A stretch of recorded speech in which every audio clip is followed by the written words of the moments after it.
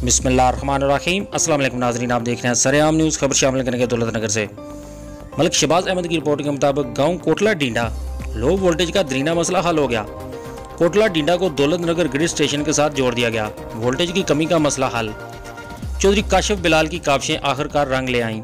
साबिक मशीर वज़ीर आज़म पाकिस्तान नवाबज़ादा गुज़नफ़र अली गुल, नवाबज़ादा ताहिरुल मुल्क, साबिक MPA नवाबज़ादा हैदर मेहदी की ख़ुसूसी तवज्जो से दरीना मसला हल हो गया।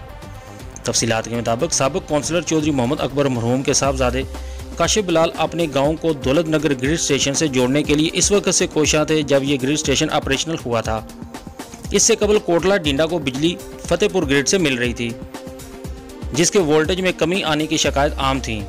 चौधरी काशिफ बिलाल ने अपने गाँव के सार्फिन का ये मसला हल कराने के लिए अपने लीडरान नवाबज़ादा गान से रब्ता किया और इनसे पूरे गाँव के मसले के हल के लिए तबादला ख्याल किया गया और वापडा के मुतलका अफसरान से रब्ता किया। कई मुलाकातों के बाद मुतलका अफसरान के पास एक ही हाल था कि कोटला डींडा को नए गांव कायम किए गए दौलत नगर ग्रिड स्टेशन के साथ मिला दिया जाए। ऐसा करने के तमाम तार दफ्तरी कार्रवाई को मुकम्मल कर लिया गया और अब कोटला डींडा के सार्फिन को पूरी बिजली मिला करेगी और वोल्टेज में कमी भी नहीं आएगी।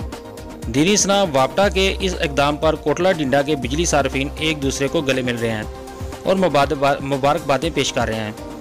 चौधरी काशिफ बिलाल के लिए ऐसी बेलोस काविश नहीं है, बल्कि गांव वाले इनसे तवक्का करते हैं, चूँकि इनके वालिद चौधरी मोहम्मद अकबर मरहूम व मखफूर बेलोस खिदमत खल्के खुदा की ममूल हुआ करता था और चौधरी काशिफ बिलाल दूसरों के काम आना अपने ख़ानदान की अच्छी रवायत का ख्याल करते हैं और इसे जारी रखने के ख्वाहां हैं।